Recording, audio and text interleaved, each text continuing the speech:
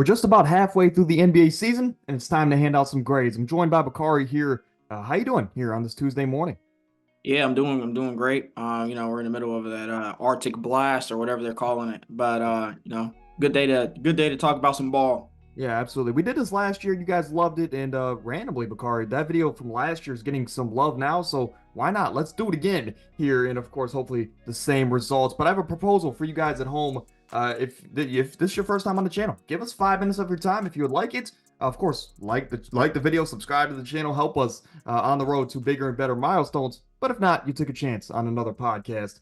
But without further ado, let's get into it here as we're going to talk about the F tier teams. And I want to clarify, I was the one who put these graphics and, well, not, that's a given, but the grades together. I was the one who assigned the grades. Bakari, I want your opinions and I want you to just debate with me if you disagree or if you have them a little higher, a little lower. Regardless, I'm going to try and give you my rationale, is a good way to put it. But the Detroit Pistons, the Washington Wizards, and the Charlotte Hornets, all three teams to me, I know expectations were not high. And I guess that's how I made these grades, were based off of my expectations and, of course, their production this season. But I know the expectations weren't high for any of these three teams. But just to me, if you have under 10 wins at this point in the season, 40 games in, it's kind of unacceptable at this point. I mean, for Detroit, I mean, you signed what you thought was the coach to turn this franchise around to a bag in Monty Williams. Hasn't happened. This team lost 26 straight games. Not pretty. For the Wizards, I mean, Kyle Kuzma is arguably having his best career season. Like, that's something. But outside of him, Denny's been okay. Bilal Coulibaly's been surprisingly better than we all thought. Jordan Poole's been atrocious, maybe the worst player in basketball. And then for the Charlotte Hornets, it's been LaMelo Ball and everybody else. Your thoughts here about this team, and am I too harsh on these three teams? No, I agree with everything you just said, especially about the Pistons. The Pistons had a lot of moving parts coming in this offseason. You got Monty Williams, you had Cade coming back from injury. And it for Pistons fans standpoint before the season, you expected to see a jump in where you were last season, especially when you have young players like Jaden Ivey who never got a chance to play with a player like Cade. And then Right. they start off 2-1 and then end up losing 26 straight. Yeah. So obviously it's going to be a tough. It's more than just roster implications for them. They have to really figure something out. Same thing with the Wizards. Jordan Poole is absolutely terrible. Kyle Kuzma is borderline all-star level player, but he's not going to get that love, of course, because he's on this bad of a Right. team. And for Charlotte, LaMelo's back-to-back year. Well, it might be 3 years in a row now that he's had injury Yes. problems like Yes. this. He's missed significant portions of time. It really just derails this Hornets team and where they're trying to get to, because I think people forget the first 2 years of LaMelo's career, this was a play-in team, like back-to-back play-in teams. And they just haven't been able to get past that hump. I don't know, I don't they have to figure something out. They thought Brandon Miller would come in and be a good piece, but he's solid as a rookie, but right now he's just one of those guys. He's just one Right. of those guys on the team. I mean, to the credit, Miles Bridges has been playing good after missing time last year, obviously for reasons. And Terry Rozier has just had a good game, but this Hornets team is in a tough spot right now. Yeah, you bring him up there, and I think Terry Rozier is going to be a prime candidate for our all snub team list that we always release a video of what we did last year. But Terry Rozier's been really good this year, but Gordon Hayward's been okay, and you touched on everybody else on the roster there. Maybe show some love to Mark Williams, Nick Richards, but they've just been okay at best. Regardless, I think again, I know expectations weren't high for these three teams, but F tier for me because they've just all underperformed in different ways. But then we talk about here the D tier teams. And let me talk, I'll start here on the left, make my way to the right. But I have the Memphis Grizzlies, Golden State Warriors, Spurs, the San Antonio Spurs, and the Atlanta Hawks. To me, for the Memphis Grizzlies, I know a lot of this grade can be wrapped up due to what happened with Ja Morant. Of course, 25-game suspension, that's going to derail your season to start with, right? But then on top of that, he only plays 5 games, wins the majority of them, but then he's out for the season. So again, a lot of unfortunate things happen with your best player. So again, I could see why you're be like, why are they a D tier team? Well, to me, coming into the year, a lot of people were still having them as a 4 or 5 seed because they were like, well, when Ja has been out in the past, this team has remained afloat and they've been decent without Ja Morant. And they weren't. This team was hovering around the 14th, 15th seed in the Western Conference for the entirety of the season. They kind of got a little bit hot there. Ja Morant came back, and then they won some more games. But then ultimately, some injuries piled up, and I guess we kind of figured out it was not the system, it was Ja Morant for this team's success. If any of you guys were still questioning that, but then for the Warriors, to me, it's really Steph Curry, everybody else. I think Mike Dunleavy, we talked about it last week. I think there's just this really weird mesh period between having these younger stars and then having the veterans, of course, that you want to win a championship with. I just think the process of meshing these two timelines has not been what they expected, and they just have done it. They've executed it poorly, is a good way to put it. But your thoughts there on those two teams before we move over to the right side of the board?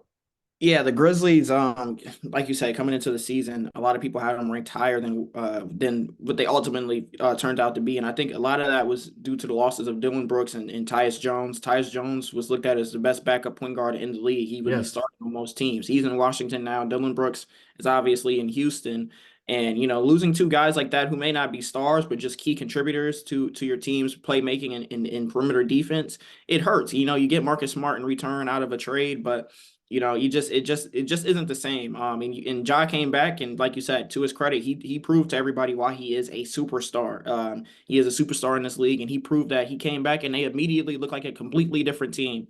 And like you said, he gets hurt for the season. Desmond Bane is out for 6 weeks now. Jaren Jackson was out for a little bit of time, and I'll give them credit because they have, even since Ja has been injured, not the suspension, since he's been injured, they have been winning more games without him. I don't know how they're doing. Like, they just beat the Warriors last night, and their best player is GG Jackson. He's like 19. He's younger than me. I'm Right. hating, but Crazy to this think about Memphis that. team, yeah, this Memphis team is just in one of those spots where, unfortunately, you're just looking ahead to next season already because you're not going to get a lot out of this season. The Yeah. Warriors, like you said, their timeline, their mixed timeline, it just never really was going to work out, especially when you didn't have a coach who was used to coaching younger players. We talked about it last week. Like you said, I mentioned Steve Kerr never really had a time where he was coaching rookies or first or second year players. It Right. was all like he came into a situation where most of his players were in their prime or out of that kind of rookie stage of their experience. So it's tough for them, and unfortunately, you're probably just going to have to blow it up. But you can never do that with Steph on your team. So. Yeah, absolutely. And it's kind of a shame that, we have maybe a top 10 player of all time. This is one of his prime years, maybe kind of going to waste just because they're trying this experiment and they're not capitalizing on other opportunities. But then we move over to the right side of the board with the San Antonio Spurs and the Atlanta Hawks. We'll start here with the Spurs, another team that could have been an F tier, right? They could have been an F tier team because they have under 10 wins at this point in the season. There's four teams that do, which is crazy to say, but four teams have under 10 wins. Spurs are one of them. The only reason that they're a D tier instead of an F tier team is because Wemby has been as advertised, if not more. And I think, just the development of him, of course, he's a very, generational prospect, but, there's definitely a jump between overseas ball and the NBA. And college ball and the NBA. So just to have him come in with this confidence and to play at the level that he is the shot selection always there? No, but it's Victor Wembanyama. I mean, when you look at the rest of the roster, who's going to take shots out of my hands, right? Who's going to take the ball out of my hands? I mean, Devin Vassell, I will say that too. I think this team definitely has an argument for F, even though Wemby's shown flashes, because you have Devin Vassell, you have Keldon Johnson, you have some other guys on this team that could win you, could help you win some ball games, and they're still under 10 wins at this point in the season. But yeah, I think they just get a D tier because at least at the bare minimum, Wemby's going to be a superstar going forward. I mean, his last 6 or 7 games have been historically great. And then for the Atlanta Hawks here, I think it's just Trae Young, I think it is just another year proving that he cannot be the number one option on a team. And the Atlanta Hawks are going to continue to go down that rabbit hole. They're going to continue to try and build the next Warriors around Trae Young. And I think they have. They've finally done it, Bakari. They've finally built the next Warriors around Trae Young. But this year's version of the Golden State Warriors, where it's their star player and just a poorly constructed roster around it. But I mean, DeJounte is going to get traded. It sounds like everyone's going to get traded outside of Jalen Johnson and Trae Young. But again, they're like the 13th seed right now in the Eastern Conference. Underwhelming team for me, no doubt. But your thoughts here about the Spurs and the Atlanta Hawks? Yeah, like you mentioned, the Spurs have a very good argument to be in an F tier. I personally, I probably will put him in the F tier. I know, like you said, Wemby has shown flashes.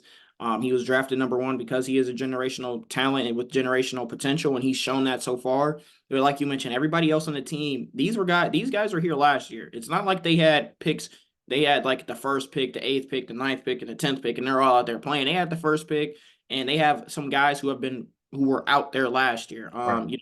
I still don't get why Greg Popovich gives the ball to Jeremy Sohan and tells him to play make and have the ball Draymond. in his hands more than he needs to. He doesn't need the ball in his hands. I like the fact that Wemby is on a minutes restriction though. You lessen the chance of Yeah. injury, and he's Yeah. still showing those flashes. Maybe as he gets stronger, he'll start playing a little bit longer in his career, but you're going to preserve a lot of years out of his career by getting him to play those on Yeah. those minutes restrictions.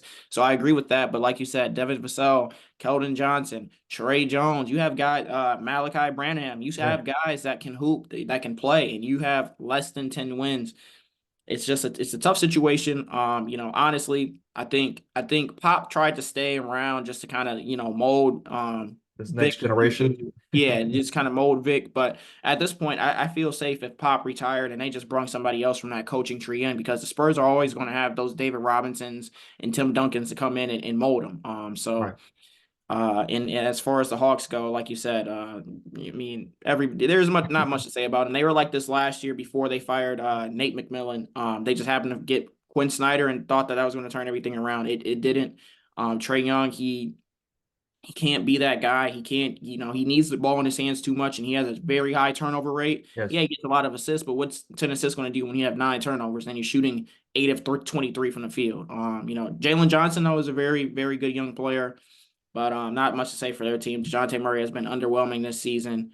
Hopefully he can find a better spot in a new home. So, Now, two questions here for you. For the first one, well, it's not really a question, it's more so of a statement. Me and you talked about it off the podcast, and we're like, man, the difference, because Trey Young and Tyrese Halliburton have a very similar play style on paper.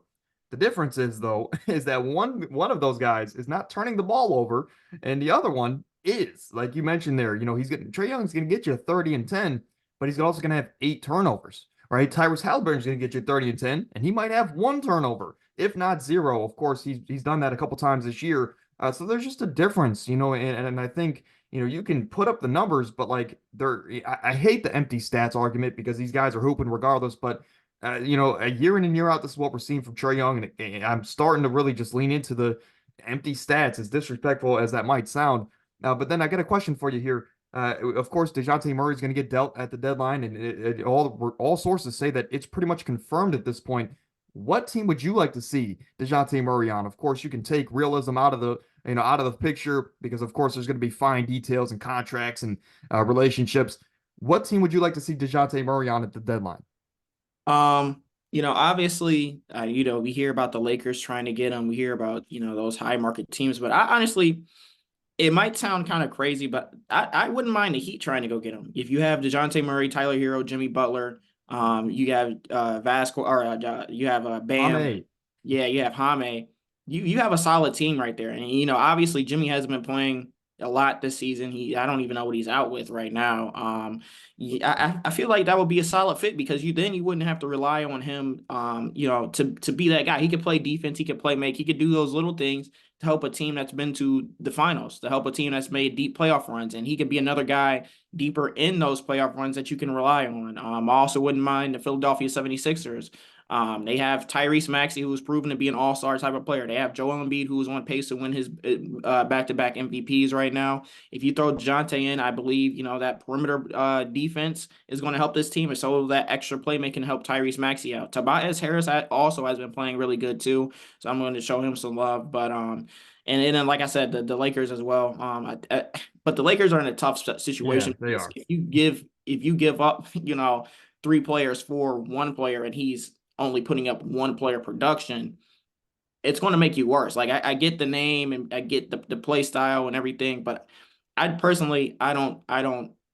think that he's going to turn the Lakers season around. I think honestly that they might even have a little drop off if they don't make any other moves, which they won't Yeah. be able to. So Yeah, they were the exact spots that they were this year, last year, at 19 and 21. But then we talk about some teams that are kind of just stuck in purgatory. They're stuck in a weird timeline, and they either need to, but basically, I'm gonna say they need to change the chapter in their organization.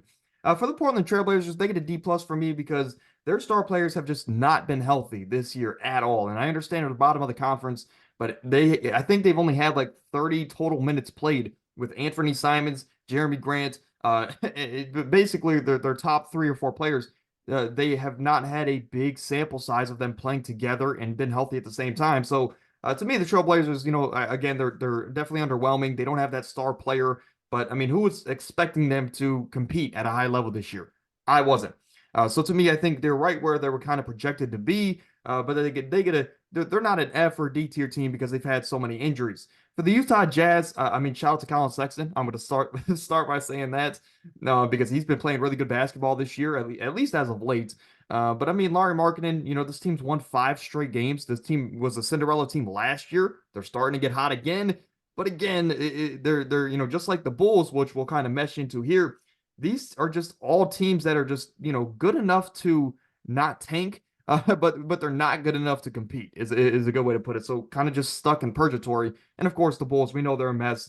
Zach LaVine's going to be dealt, hopefully. Kobe White's been playing really good basketball, but I mean, outside of that, I mean, nothing too spectacular from any of these teams. But your thoughts here about these group of teams, and you can dive into one if you want to. Yeah, Portland, like you said, I the only thing about Portland that sticks out to me is I really didn't expect Scoot to struggle like this, Oh yeah, we'll especially talk about that because in a moment. yeah, he had 2 years of G League basketball prior to being in the league. I kind of thought that he'd be more so developed than some of the other players, but he's really struggled this year. And like you said, the Jazz and the Bulls, the Jazz, I think most people knew last year they weren't going to be able to do the same thing they did Maintain it. last year, this year. They Yeah. weren't going to be one of those fringe playoff teams this year. There are a lot of teams last year that didn't make the playoffs that are going to make it this year because you just knew that wasn't going to happen. Like Dallas being one of those teams, Oklahoma City being one of those teams, the Timberwolves. Timberwolves. Yeah. Like there's a lot of competition in the West, and they just they didn't make enough moves, and they didn't have the necessary skill set and talent to be among those teams. So you kind of seen it coming with the Jazz and the Bulls. The Bulls have been on this downward trend since pretty much since Lonzo got Yeah. hurt. They looked very formidable with Lonzo, but once he got hurt, like literally in that same season, they just started going down and down. I think they got swept by the Bucks that year too. So once they got swept, and Yeah, then they did. last It year, was bad. yeah, last year, I don't even know how they if they didn't sell in the last minute and a half of that playing game, they're in the playoffs about to get swept by the Bucks again. All So right. this is a team that definitely needs to deal all their stars and do a proper tank to end the season. And hopefully you can get a higher lottery pick. You're not going to be getting like a top 3 pick, but you never know. If you can tank properly, deal your stars, you never know what happens. No, absolutely. I think Scoot Henderson, of course, he just had 31 points, a career high for him, or he had 33 points, but it came on 31 shot attempts. 11 to Absolutely 31. terrible. And if he didn't have that, what the stat I'm about to give you guys sounds a lot worse than it does because, well, he just dropped 33 points. The 2 previous games before that, Scoot Henderson had a negative 83-point differential. That is the worst 2 game span in NBA history. Uh, so obviously it's been definitely a hit or miss season from Scoot Henderson. But Very maybe mid. this 33-point performance turns the page. Maybe he's going in the right direction. But I guess your opinion here on the high socks. Do you like the high socks look on Scoot Henderson? I thought we left that in No. 2013 with Melo. No, take the high socks off, take the goggles off. If you're gonna and it's even worse because he has a nasty number. You're doing all that with a nasty number. Come on, Scoot. And the thing about Scoot that I think a lot of people were happy when he went to Portland, even if he got a chance to play with Dame, which we knew he wouldn't. I think a lot of people were excited for Scoot because he's also playing with his coach is Chauncey Billups. Chauncey Billups was an all-star level guard. Chauncey Billups was a champion. Chauncey's played with multiple people and put up good stats. And he's still struggling like this. Like I mentioned before, he had 2 years of G League basketball. Now, whether the G League does a proper way of developing the players, that's an argument. I feel like college nowadays. I feel like players shouldn't do one and done anymore because we don't see the same level of talent coming into the league as we used to when players were doing one and done. Especially with the emergence of international play and everything. But I maybe he could turn it around. I know he's just a rookie. He's playing against pro. He's playing against grown men, the best of the best, for the first time ever. So I'm going to cut him some slack. But I just expected a little bit more. Yeah. I expected a little bit more from the first top 3 picks, honestly, even Brandon Miller included. But not Wemby. I feel like Wemby was one of those players where Yes. Right. you know he You knew he But was going to be good. exactly, Brandon Miller and Scoot, I expected a little bit more, but it's a long season. We're only in mid-January, so Right. we'll see what happens. Yeah, I mean, I do want to say, I mean, if this Jazz team continues to play like they have the last 4 or 5 games, they're definitely going to move up these grades. But again, we're ranking the first 41 games that we've seen. But then we talk about some teams that are really the expectations for these teams coming into the season were all over the place. For Brooklyn, for LA, big markets behind them. Of course, they're going to push the narrative that these teams are way farther in their timeline than we would think. For the Toronto Raptors, of course, they came into the year, with a new head coach, and they look to, I guess, enter this new chapter for Toronto Raptors basketball. But now they're kind of, ending a chapter is a good way to put it because they moved off of OG Anunoby, they moved off Kyle Lowry, and of course Kawhi Leonard left. They moved off some other pieces like Jakob Poeltl. They're really, moving off of all of these pieces that won them a Jakob's there though. championship. I'm sorry. Jakob's there. Oh yeah, he returned. Yeah. Yeah. But my point is that they're moving off some of these pieces that won them that championship in 2019. And I think Pascal is kind of the last domino to fall. And I think it's very interesting to see if he gets moved at the deadline. Maybe a team like the Pacers, a team that just needs that extra star or help, or a team like the Sacramento Kings, who have been rumored to get him for some time now, or maybe even the Warriors, who are in the market for him. I just think all three of these teams, with Brooklyn, I think with their, they were kind of gifted a playoff spot last year with Kyrie and Kevin Durant, before their departure. They went to the playoffs, of course, underperformed, but with how Mikal Bridges looked, we were like, hey, maybe they can be a 5, 6 seed this year. But of course, that's what most of the media outlets would have told you. I didn't believe that. I thought they would have been right kind of where they are now, 9, 10, 11 seed.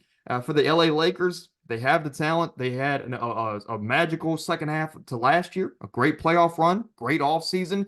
People thought they were going to be a top 2, 3 seed. They said this was the best constructed roster that LeBron has had in his time in LA. And they're not playing like it. They're exactly the same record that they were at this point last season with the better roster, and now no Russell Westbrook to blame for these underperforming, right?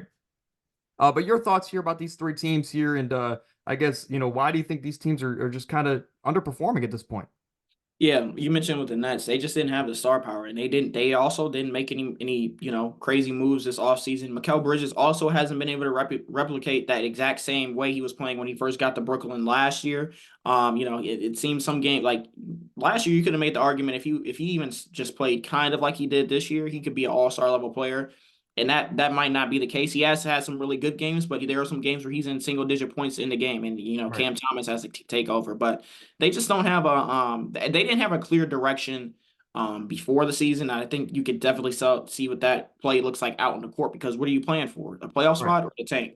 The Lakers, like you mentioned, that people said this was the best constructed roster they've had, and LeBron is having a decent season. Anthony Davis is having probably his best season as a Laker. And you're still 19 and 21, just like you were last year, just like when you had Russ and Pat Bev and all those guys.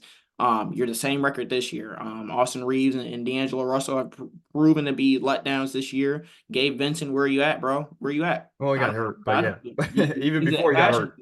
Yeah, he's at fashion shows, guy. Like I said, like I mentioned earlier, even when you go and get a player like DeJounte Murray, that doesn't necessarily mean he's going to come and make a winning impact on your team if you have to give up Austin Reeves, D'Angelo Russell, and like maybe another, like, something else up for him. Lakers are always just going to be stuck, I think, at Yes. this point until LeBron retires, because you have a name like LeBron and Anthony Davis. You can't tank, but you don't have the flexibility to make a whole lot of moves. And the Right. Raptors, like you said, I like the moves that they made for RJ Barrett and quickly when they did trade OG. The Maple Mamba. Yeah, Scotty Barnes has been having a really good season. Pascal should be dealt here shortly. You see an even better jump in Scotty Barnes' game and RJ. But I think the Raptors, that all these teams, or I'd say the Raptors for sure, are definitely where you expect them to be. So are the Nets. Maybe the Lakers should have been a little higher, but I expected the Lakers to be right where they are too. I didn't, feed See, into the see, hype. that's interesting. I bought into the hype. I was I was gullible, and I believe this Lakers team could finally, have this roster around LeBron and AD. LeBron, that's the most efficient he's ever been, by the way, and Anthony Davis, who is just, he's been healthy this year, and there's no knock on him this year because he's been playing some of his best basketball as a Laker. I just think that I bought into the hype and I had them maybe in, fighting for a home court spot here in the playoffs. Then they're just far away from that at this point in the season. But like you mentioned there, the Toronto Raptors, I mean, they made a good trade, and I like the moves they did make. I think it's gonna be interesting to see Scotty Barnes' development. But all I want to say there is that he is definitely an all-star in my books this season. But then we move over to the B minus teams. We have the Cleveland Cavaliers and we have the Phoenix Suns, and I think both these teams, the one word you can sum up their seasons with are injuries. For the Cleveland Cavaliers, of course, you have Donovan Mitchell, a top 15, top 20 player in the NBA, if not higher, right? Maybe even a top 10, depending on who you ask. But he's only a one-man show. And, Darius Garland went down with injury, 6 to 8 weeks. It's not like they're small injuries. 6 to 8 weeks he was out. I think he's going to return in a couple weeks here. Evan Mobley, same story. He got hurt. And these are two guys that are borderline all-stars. At least that's the talent that we know they can be. Jared Allen's been okay in that absence, but I mean, it's really just this entire season has kind of just been Donovan Mitchell. Go win us the game. Go drop us 40 points and win us the game. For the Phoenix Suns, we talked about it last week. We really can't, fully evaluate this team. All that we know at this point is that when all three of them are playing together, they're going to attack Austin Reeves. I think that's kind of what we got out of the big three there in Phoenix. But both teams just need to be healthy, and their star players are playing like star players. They just, again, need to be healthy. But your thoughts here about these two teams? Yeah, put some respect on Jared Allen's name. He was the best big in basketball when Donovan Mitchell was out too. You got to put some respect on his name. No, I'm playing, but yeah, like you said for the First Cavs. ballot Hall of Famer.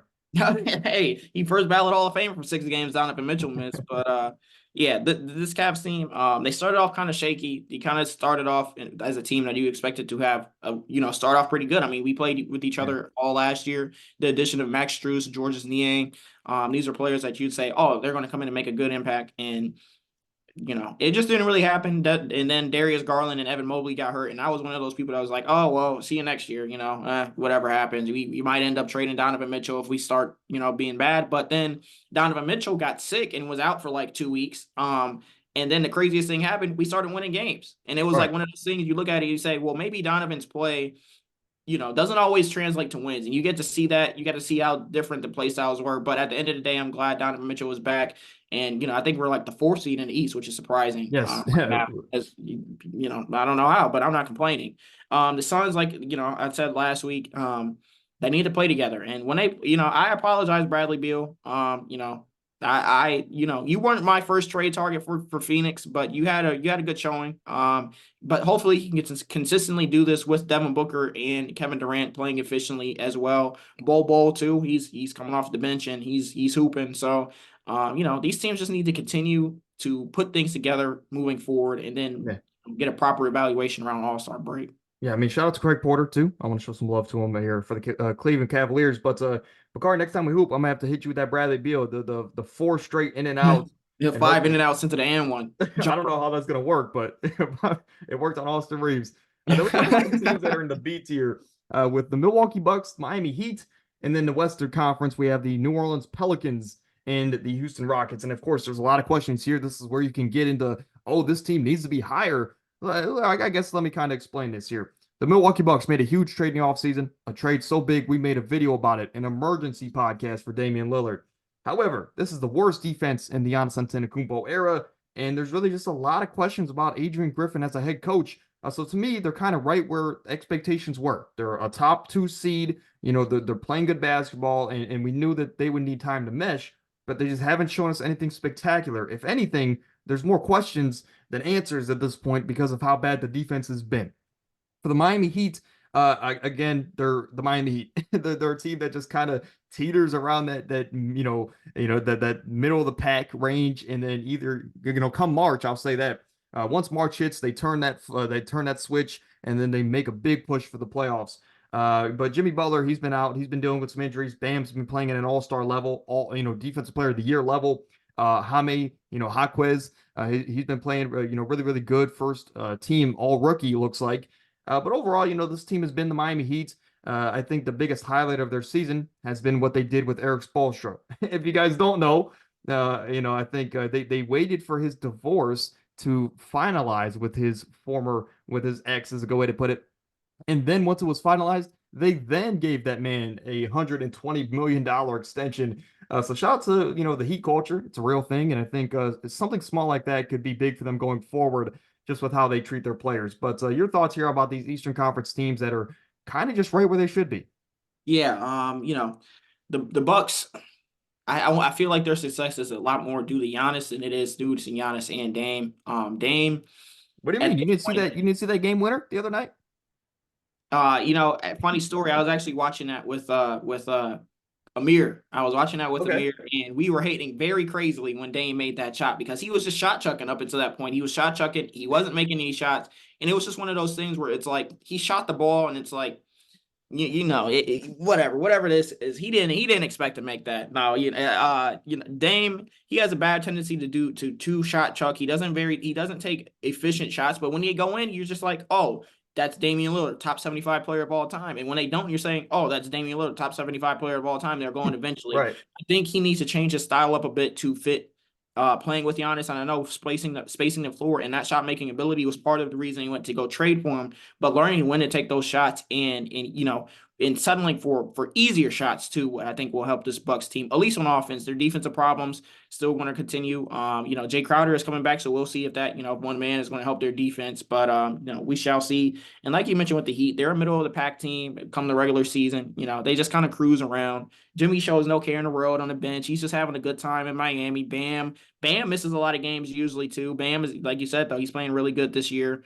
Tyler Hero is playing really good too. This team is just one of those teams that they're saying we've made deep runs to the playoffs. We're gonna miss our stars are gonna miss games every here and there, and we're gonna cruise around. But come the playoffs, that's when we're gonna turn up. And you could really tell this year, at least this year, they're probably not gonna have to fight for a later play-in spot. They should be in Right. a little bit better position than they were last year. They should at least avoid the play-in. But with just one moment here, I got something in mind. We're gonna reset, and we're gonna get back here in a moment. But then we move over to the top two teams, or I guess on the top right here in the Western Conference, with the New Orleans Pelicans and the Houston Rockets. The New Orleans Pelicans and the Rockets, for the most part, these two teams have been relatively healthy this year. For the Pelicans, outside of CJ missing a little bit of time there with that lung, and Trey Murphy finally coming back a couple weeks ago, this team has been healthy all season, and that's kudos to Zion Williamson for taking care of his body. But this team has been kind of where we thought they would be. They're a 4 or 5 seed right now, and for the last couple of years, when what we've said, if they're healthy, they can be this. So that's the ultimate point I'm getting at here. So if they're healthy, we knew they could get to this point, and I still want to show them their flowers, though they're playing better because they're healthy. But at the end of the day, shout out to Jordan Hawkins. He's been really, really good. He had to start a lot of games there, with the injuries to CJ McCollum and of course Trey Murphy. But he's been one of the better rookies this year, maybe a first team all rookie. And then for the Houston Rockets, I think the whole identity has changed there with Ime Udoka showing up as, of course, Alperen Sengun has solidified himself as the guy for this team going forward. And their defense has been top five all season. So I think at the end of the day, this team always has a fighter's chance because they have a lot of young guys that like to get the ball up. And as long as they can maintain that defense, again, you're always going to have a chance in the game. So I think they get to be this season, even though they're now kind of falling off record-wise, because they have a really good defense. They've bought into the system, and they found their star player going forward. But your thoughts here about the Pelicans and the Rockets? Yeah, not much to say for these two teams other than for the Pelicans, the big thing, especially earlier in the season, it really further into the season than expected. Zion's conditioning and weight level just looked off. He looked Still gassed does. into the second. He looked gassed going into the second quarter, but I think now he's starting to be able to last in games a little bit longer, a little bit. That's what happens during the season. Your conditioning is going to get better. I still like to see him take care of his body a little bit more in the off season. So, that's something to look forward to. CJ and Brandon Ingram have been playing really good too. CJ, since he's come back from that injury, and Brandon Ingram, he's had some good games. For the most part, these last couple of weeks. And for the Rockets, like you mentioned, Sangoon, he's solidified himself as the go-to player. Fred VanVleet, he's a perfect fit for them too because he'll distribute the ball, but he can also get his own shot. And I think the Rockets realize that, I know they drafted Jalen Green high, but he's not the player that they thought he would be. And that's Right. okay. That's okay. He can, he'll get shots up. He's extremely athletic wing who, he can be inconsistent shooting, but he works for what this team is right now. And I like to see a little bit more out of Jabari Smith. I know he just had a good game, like I think a night or two ago. Consistency. But yeah, it's one of those things, maybe as he's just continues to get better and developing his own shot off the dribble, we'll start to see some steps that way. Moving over here to the B plus tier teams. We have 7 teams in this tier. We're going to start in the Eastern Conference with the Sixers, Pacers, Knicks, and the Orlando Magic. For the 76ers, of course, they lost James Harden. Some people thought, hey, they're going to fall off. They're still going to be a top 6 seed, but they're going to be around that 5-6 range. They haven't been because Joel Embiid has had a even better season than last year, where he was kind of the unanimous MVP. So I think also shout out to Tyrese Maxey. He's playing at an all NBA level, let alone at all-star level. So Tyrese Maxey, I think, has been the biggest gem and the biggest X factor for them this season because he stepped up in that void. And of course, some people thought he could do it, but again, replacing James Harden's never easy as much as he wants to switch teams. But I think, shout out to them. They've played good overall basketball, and I think look out for them to make a move at the deadline, maybe for a guy like Pascal, maybe for a guy like Zach LaVine. Of course, there's a lot of guys in question for the Philadelphia 76ers. And then for the Indiana Pacers, I think everyone was put on notice about this team this year. And like we mentioned earlier, it's really all due to the, I guess, emergence of Tyrese Halliburton as their starting guy because, over the years, I mean, he's been a really good point guard. And I'll say this, I had this team as a top 4 seed coming into the Eastern Conference this year. And people called me crazy for it. But I think, Tyrese Halliburton is one I of those am guys included that, in that. I'm sorry? I'm included in that. I mean, good point. I know you were kind of hating on me though, even though you didn't. Uh, I guess I don't know. Regardless, right? The Indiana Pacers this year with Tyrese Halliburton, Miles Turner has been underrated. Ben Mathurin has shown flashes, of course, as he continues to emerge. I just think this team has been really fun. I mean, they made it to the in-season tournament. It's the modern day version of the 7 seconds or less offense. But your thoughts here about either of these two teams so far this year? Yeah, Tyrese Maxey, like you mentioned, Kai Cenat, he's playing really good. Joel Embiid, mentioned this earlier. He's on pace as of right now. He's leading MVP rankings. He's on pace to win back to back. I think he's averaging something crazy too, like 35. As a big man, that's just pure dominance. Right. And Tobias Harris has had one of his better seasons since coming to Philly. One of his more consistent seasons. If they go get another player like Pascal or Zach LaVine, I personally don't think they need that either. They've been playing really good, but if they go get that, that'll be just another plus for them. Tyrese Maxey from the jump was confident he could fill James Harden's shoes, and he's probably done better than what James Harden did when he was there. Right. For the Pacers, yes, you did talk about them before the season. And I will give Tyrese Halliburton credit. I didn't see him putting these ridiculous games together this season. But as for the Pacers in whole, though, I just thought it was far stretched for them to be a top 4 seed because we saw this last year. Their high octane offense, it's really fun to watch, and it does lead to some early season wins. But I think as teams start getting more settled into their defensive game plans and their defensive approaching, it's kind of easier to beat this team. And Yes. we even seen it before last year, just a few Cavs games I remember watching. This Pacers team is very susceptible to getting up 20 plus points and still losing the game, especially a little bit later in the season. Because they're just going down and throwing up shots, and that leaves you when you can play really good defense, you can get right back into that game. But losing Tyrese Halliburton for this period of time is definitely hurting them. But I'm going to give him credit because he is playing all NBA, all star level type with the team he has around him. I will say this, and this might be a hot take. I don't know if there's a team with a bigger range on a nightly basis than the Indiana Pacers because I think they have the highest ceiling out of any team. And it's really just because of their scheme, because they're running, they're gunning, they're shooting 53s a game. I think, obviously if they hit more so than they miss, nobody's going to beat them because, of course, they're scoring in such a high rate. But also, if these shots don't go in, we see like teams like this all the time that just like to run and gun, you could find yourself in a 4-0 sweep. So I think there's no team with a higher ceiling or range, I guess, than the Indiana Pacers. But then for the Knicks and the Orlando Magic, I'll start with the Magic here, because you might be, questioning this one because, hey, this is a young team that's might be playing beyond their years. To me personally, I did have them as a top 6 seed in the Eastern Conference coming into the year. So to my expectations, they're kind of where I thought they would be. However, I think the start of the year where they were the number 1 seed for a lot of weeks in a row, they do deserve their flowers. However, I do want to point out in the first 25 games, they had the easy schedule in the NBA. Now it's getting a little bit tougher, and they're kind of tailoring off a little bit. But I think that start to the year and just still the emergence of France and Paolo, or sorry, France swagger. I just think the Orlando Magic. I think they still deserve the flowers as a B plus. For the Knicks, they traded for OG. They have the typical Tom Thibodeau team. We talked about it last Tuesday, and I think just right now, I think I really, really like where the Knicks are at, and we'll talk about that at the very end of the show. But your thoughts here about these two teams? Yeah, like you said with the Magic, I saw this last year. I think I remember doing one of the pods last year when we were talking You about were upcoming definitely teams. higher on them than me. Yeah, I think because at the time that we did whatever podcast that was where we talked about I think upcoming teams for the next year, Yes. the Magic were the second half of last year. I think they were the best team in the league, if I'm not Yeah, mistaken. they Or they were. were like the top three in the league. And that was with rookie Puelo. So it's one of Paolo those Anthony. where yeah, it's one of those things where you kind of seen it coming, you seen it brewing at the end of last season. And they're able to translate that into this year.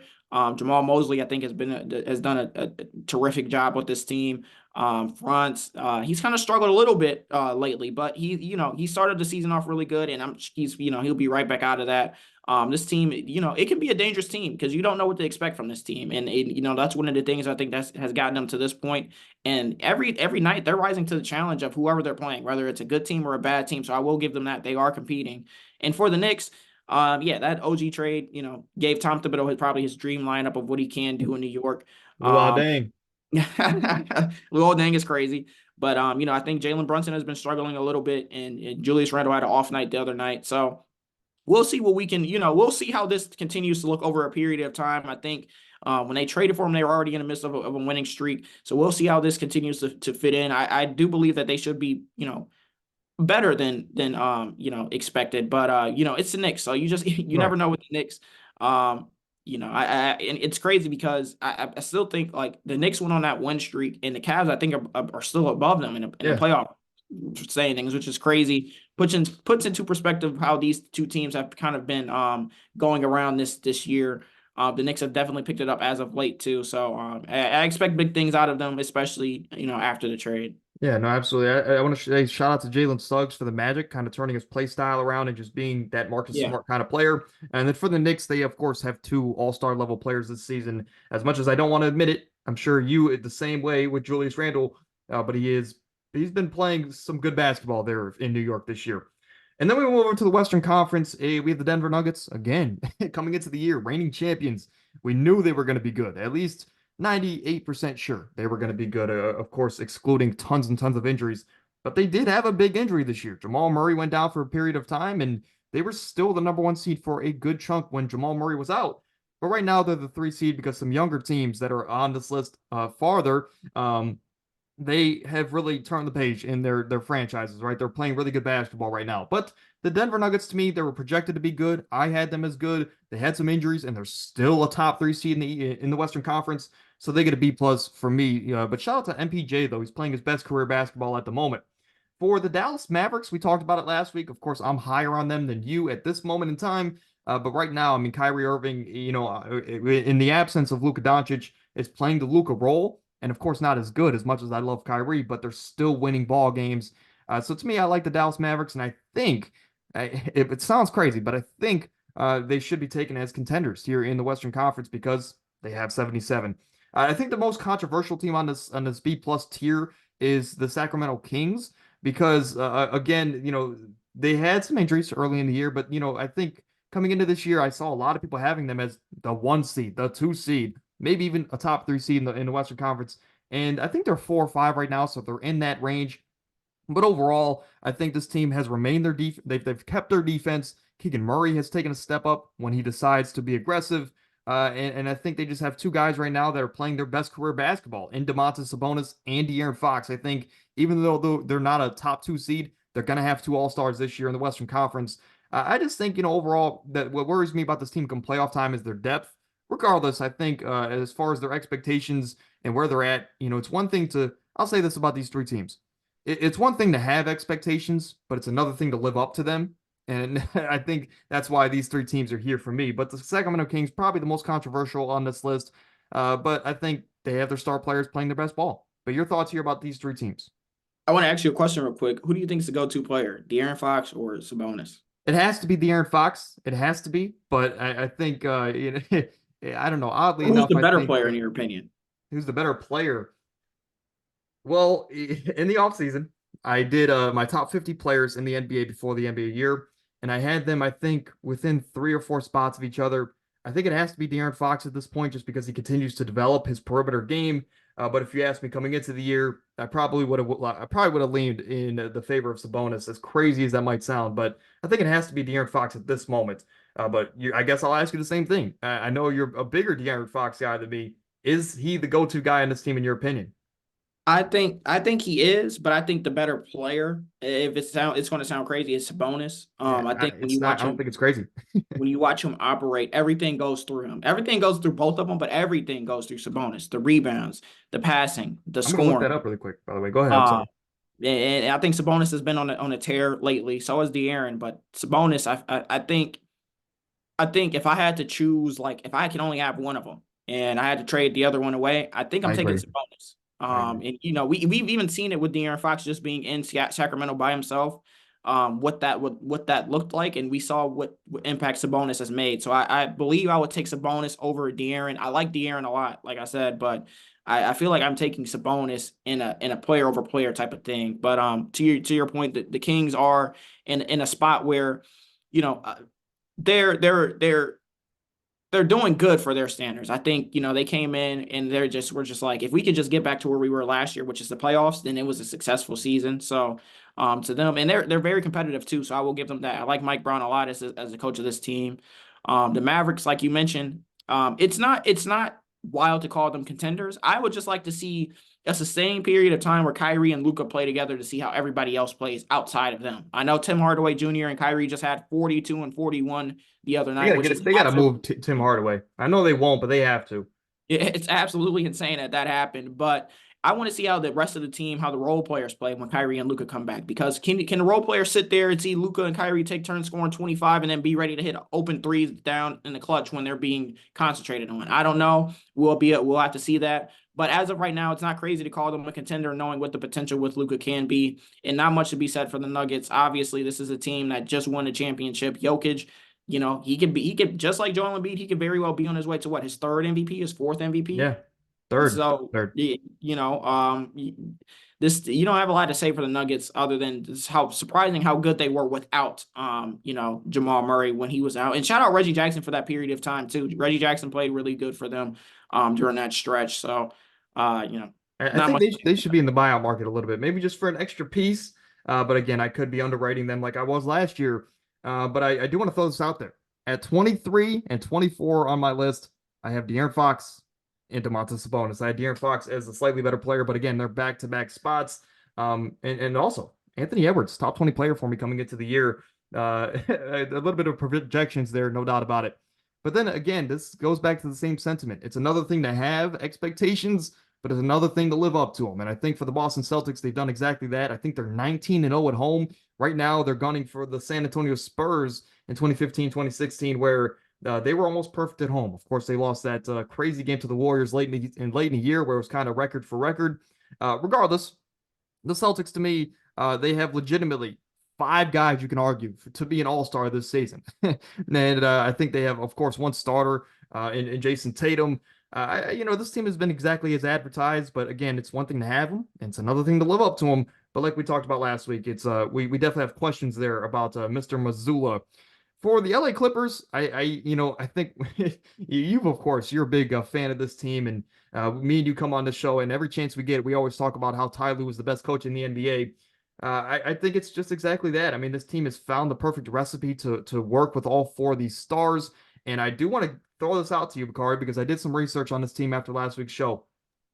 This team has 6 players that are shooting above 40% on catch and shoot threes this year. And I think, this team is definitely a heavy isolation team, but when you have 6 players shooting above 40%, and that includes James Harden, that includes Kawhi, and of course includes Paul George, I think this team I don't know if I can sit here and say that I want to take them over everybody in a 7-game series. But your thoughts here about these 2 teams? Yeah, like you said, the Celtics have I think, been better than advertised coming into the season. I mean, obviously they had Drew and Kristaps, but they're better than what I think a lot of people imagine or at least expected this at this point in the season. The only question there, like you said, the only difference from them and the Clippers is the coaching, the Joe Mazzulla versus Ty Lue, and I'm taking Ty Lue every single time. As crazy as it sounds, I'm probably taking the consistency of Paul George and Kawhi over the consistency of Jaylen Brown and Jason Tatum No at this doubt, no point doubt. too. We know how great both those guys can be, Jason Tatum and Jaylen Brown, but they're wildly too inconsistent for the type of player they are, for how they are viewed in the league, for the type of Jason Tatum being considered a superstar and Jaylen Brown being a borderline superstar, a lock all star. They're very inconsistent for those type of players. And for the Clippers, I think like I mentioned last week, this Clippers team, especially after the James Harden trade, they came into the season, I think, and they were willing to sacrifice any and everything to win. And they wanted to be good in the regular season. That was one of Ty Lue's goals that he talked about that at the end of last season. So they didn't have to struggle for a playing spot. So they didn't have to kind of work around the schedule last year, and they end up playing the Suns in the first round last year without Paul George, or without Kawhi, I'm sorry, and Paul George. But I think this year they had a lot of people who were buying in and ready to commit to anything. And that started with Russell Westbrook decided he wanted to come off the bench, and everything just started moving since then. So this Clippers team is very scary with the help of Paul George and Kawhi Leonard so far this season. They can go all the way. Yeah, I think we'll talk about that here in a moment. And then the A plus tier teams. I think the two teams that, given their expectations and of course their production, the Minnesota Timberwolves and the Oklahoma City Thunder, the top two seeds in the Western Conference, they are just younger teams. Of course, the Timberwolves have some veterans, but they're just two younger teams, and they have younger stars that are playing beyond their years. Anthony Edwards looks like the next Michael Jordan. Shai Gilgeous-Alexander, not only is he a fashion icon, but he's going to show you, he's going to give you some buckets on the court. So I just think that, whether you talk about the Timberwolves, who have three guys that could be all-stars this year. Rudy Gobert is back to a defensive player of the year level. You have Karl-Anthony Towns, who's been more aggressive, and that's always been the key with him is, can he be aggressive on a nightly basis? Karl-Anthony Towns has done that, and he still has his touch from behind the arc. And of course, Anthony Edwards has been their superstar, their go-to guy, the guy to take them over the top. And then their unsung hero, a guy that I really like, is Jaden McDaniels. And I think this is a guy that's an all NBA defender. We talked about it last week. I think he's just not getting his respect as of right now. But again, he's one of those unsung heroes on this team that's just, again, not getting his respect. Of course, Naz Reid is doing well, doing good as well. Definitely deserving of the extension. And then we talk about the Oklahoma City Thunder. I'll give you the floor here. Of course, we talked about them last week, but why do you think I have the Thunder as an A+ team this year? The Thunder have come in and they've surpassed all of the expectation that they had even built last year. Last year they were a 7th seed that lost in the play-in, and this year they are what are they, the 2nd seed this year right Yeah, now? I think they're really just the same record right now. They're both like Okay. 27 and 11 or something like that. Yeah, and it's all behind the play of Shea, Chet, Jalen Williams, and the Isaiah rest of Joe. the supporting cast. The rest of the supporting cast. This team has been very good and very consistent for how young they are. Chet getting a year to kind of see and develop a little bit more strength has come in and been a lot better than I was willing Yes. to admit at first. Shea, any other year, Shea is probably won an MVP. That's how good he's playing. I think he's third right now in the Yes. ranking. Yeah. But any other year, he's winning MVP because of how this team is playing compared to how they were last year. And I'm really impressed with Jalen Williams. I said it last week, but I'm very impressed with how he's been this year. I didn't give him the same credit last year that I do this year. He's proven it this year that he's won me over. I'm a fan. I'm a fan of J-Dub. I'm a fan of everything this team brings to the table. Same thing with the Timberwolves. I think going all the way back to when the Timberwolves drafted Anthony Edwards, they kind of expected Anthony Edwards at some point to overtake Cat as that go-to type of player. And to me, it took too long. It took way too long for them to realize that. I think they kept trying to make Cat that number one. And it was like Anthony Edwards have to take a back seat. And it's like, why are we doing this? Anthony Edwards is clearly the better player right now. Cat just doesn't want it enough. And I think this year is finally the season where they say, Anthony Edwards, from the word go at the start of the season, you are going to be our go-to player. And he's shown that he's more than capable enough of being that guy. And Cat has shown that he is probably his best version of himself when he is in that secondary role. Like you mentioned, Rudy Gobert has been playing really good this year. Naz Reid, Mike Conley, Jaden McDaniels. Con dog. These con dog, yeah, these dudes, these teams are hooping, and when you're in a competitive Western Conference like they are, every win counts, and these teams you're stacking up wins way more than I expected. Right. At least at this point. And to be honest, I'll be the first to admit it. I had both these teams as playing teams. And they're both I 1 and 2 seed in the Western Conference. I think this is my biggest miss on the season, no doubt about it. But both these teams, I'm super happy for their organizations. And I think when you have younger teams like this, home court could be all the difference, especially if you're that, obviously these teams are good, but they're young. Maybe they're like Jared Allen. Maybe the lights were brighter than expected. That home court could be all that they need to, of course, get that edge in the playoffs in a 7-game series. But I like both these teams, and both of them. I wouldn't be shocked if they make a move at the deadline, more so the Thunder than the Minnesota Timberwolves. But that is Now, going. I'm sorry, I'm go gonna, ahead. I'm gonna add in something real quick. I will say, I think because of where these two teams were last year and the experience, like I think the Timberwolves learned a lot that year they played the Grizzlies in that first round. They could have beat the Grizzlies and they didn't close out that series. I believe that these two teams are primed this year for deeper playoff runs because the Thunder played the play in last year and they lost. But for some of those guys, Lou Dort, Shea, I think Isaiah Joe might have been around for that. He might have been on the G League roster, but these guys were there in the bubble when they made the playoffs with Chris Paul. These guys are a little bit more experienced than I think some people, tend to remember. They were part of those playoff team with Chris Paul. They did learn a lot, and I think for them, they're finally back to what they remember. They want to get back to where they were, and that was the playoffs, and they're going to do that. Same thing with the Timberwolves. The Timberwolves want to show that they aren't that same team that lost to the Grizzlies 2 years ago. They aren't that team last year that they took a fight to the Nuggets, but they still lost in 5. And I think that's where they want to get back to this year and show that they are a legit team in a 7-game series. So I think both these teams, I I I would be shocked, I guess, is what I'm trying to say. I would be shocked if they had kind of like a tough playoff run. I would be shocked. I think these teams are both hungry with something to prove to everybody that they have inner belief in themselves. I mean, you touched on everything. You might have to take over this podcast, to be honest with you. But then we go over to a fan submitted question. Of course, if you want to submit a question over on my Instagram, if you go to my pinned post, it is at the Anomaly Podcast _ on Instagram. Of course, if you click on the pinned post, it has all the instructions on how to do this. And of course, we don't get many of these, but we definitely, whenever we do, I like to bring them to the show. But Bakari, I'm going to ask you the same question that I am, of course, going to answer here. But who are your top 3 teams in each conference right now? And I'm assuming he means as far as title contention. So to me, if the playoffs started today, my top 3 teams in the East are Boston, of course, for everything that they've done, Milwaukee, because they have the star power. And I'm going to shock you here. I'm going to say the New York Knicks. If the playoffs started today, I think the New York Knicks, just with their defense and of course with their identity, I'm going to take them as my top 3 teams in the East. But what about you? What are your top 3 teams in the East as far as if the playoffs started today? I'd say Boston, Philadelphia, and I mean, I might as well throw a take in there, a hotter take. I'm going to say Miami instead of the Bucks. Miami, strictly for the fact that they continue to make deep playoff runs.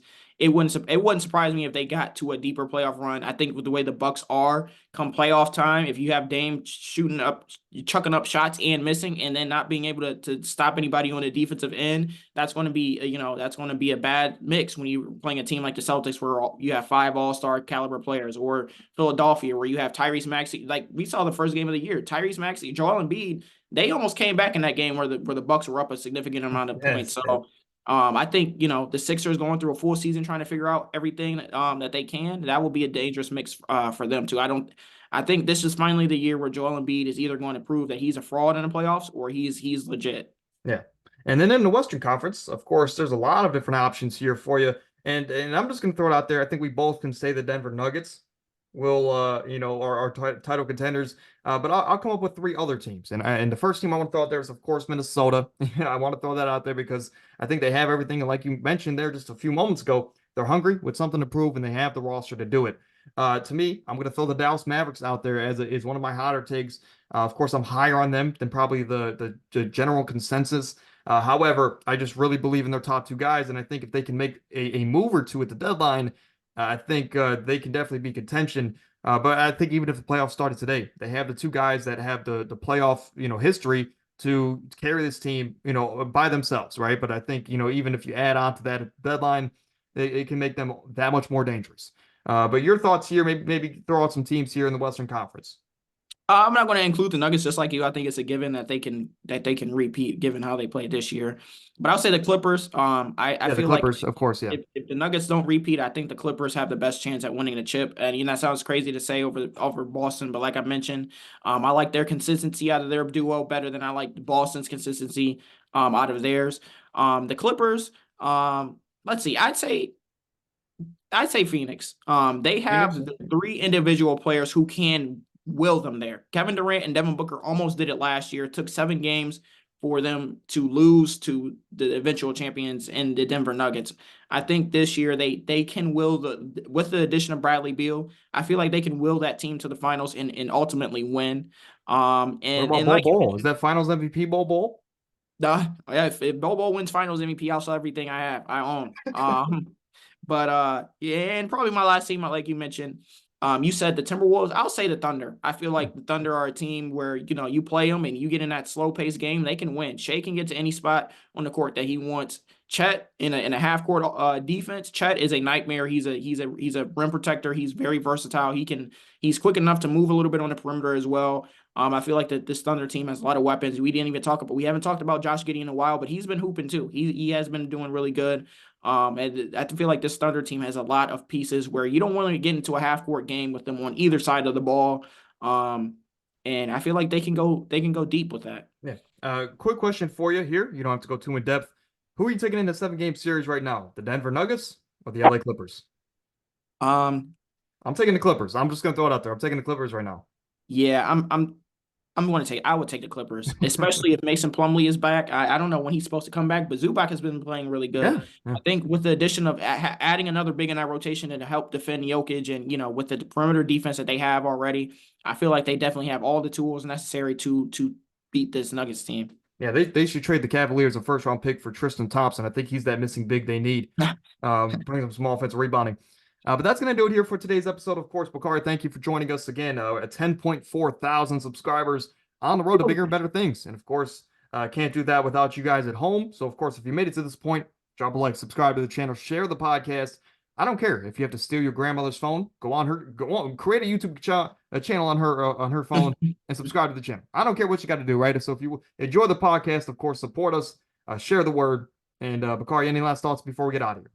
Yeah, I'm to all those people, go make new accounts. I have about 15 accounts that I follow and like every single video. No, I'm playing. I don't have 15 accounts. I do have multiple accounts, but at this point, being on the podcast, I feel like I almost feel like Jared Allen. The lights are too bright. I'm used to when hooping and nobody and I was an underrated player. Now that the expectation is there for the podcast, it feel like the light. I'm sitting there. Oh man, the lights are too bright. Excuse me, but it's great being back on every time with an increased viewing. So I have to dress my best, especially now with the cameras. I got to dress my best. But it's great being on, and got to thank the host for taking me off of the shadow ban. Right. Some suspensions had to be had. But he went to therapy with Draymond and he's back. So anyway, that's gonna do it here for today's show. We'll be back Thursday for some NFL divisional round predictions. Amir will be back for that, at least hopefully, of course, if he wakes up in time. Regardless, that's gonna do it here for today's show. We'll see you guys we'll see you guys Thursday. And Bakari, I'll see you in 2 weeks.